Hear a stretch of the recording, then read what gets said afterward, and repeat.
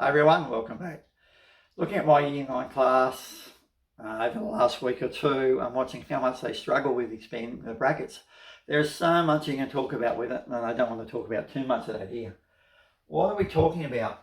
In math, there is one basic definition. When any two things are written next to each other, other than two numbers like 3 and 4, there's a multiply in between.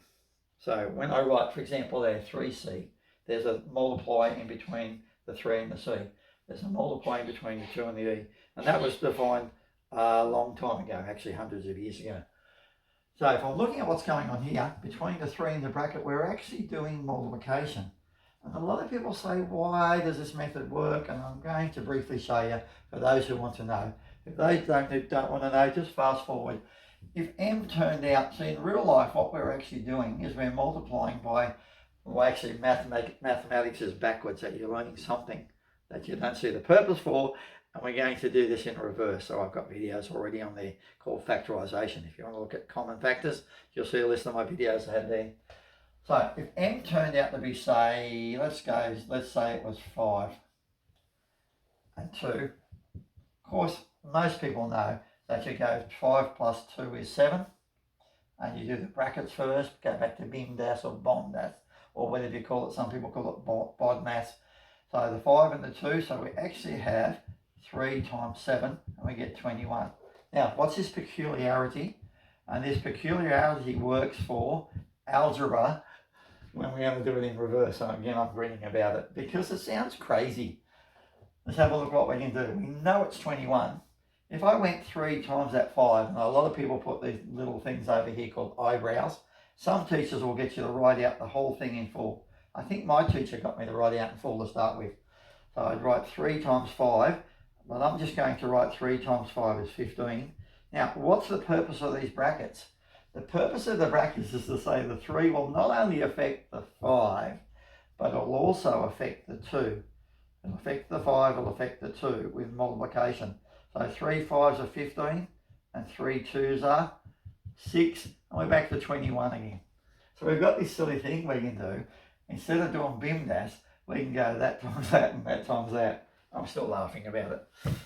I hope you enjoy my laughing, because I do laugh. I laugh a lot about lots of things, even after years of maths teaching. So we're going to apply that situation. It's actually called, if you've done it in year 7, a lot of people refer to the distributive law. So we're distributing the 3 across the bracket. So let's look at what that means. I'm talking math talk. So the 3 times the M is 3M. We don't have to write the multiplication. If you want to keep track of it and do these little eyebrows, and when it gets harder, watch some of my other videos, when there's more than one bracket, it gets more complicated. So next one is going to be 3 times 2. Now have a look for a moment, ignore the addition for a second. 3 times 2 is just 6.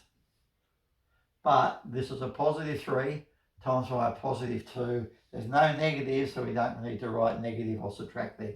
So that's a plus. Now the next 3, I'm going to go through quicker, hopefully if you're right, and you just accept it's that times that and it's that times that. So look at these two.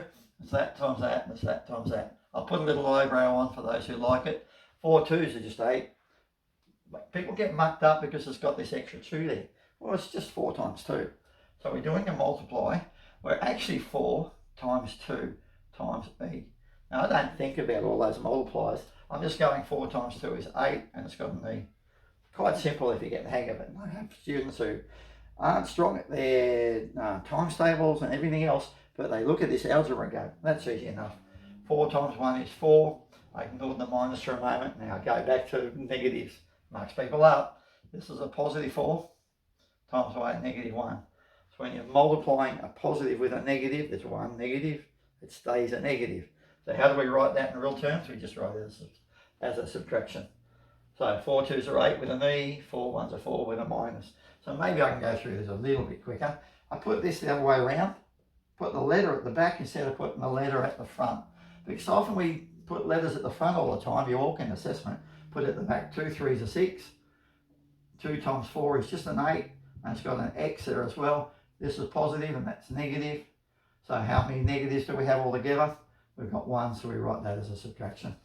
Of course, the next video I've got to probably go through is put negatives all over the place.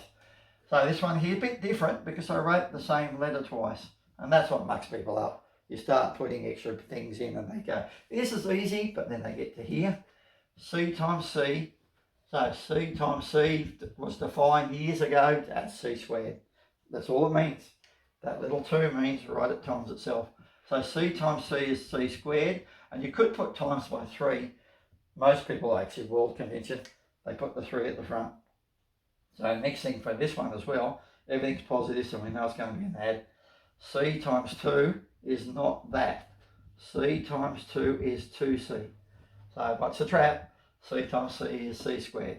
C times 2 is 2C. So I write that as 2C.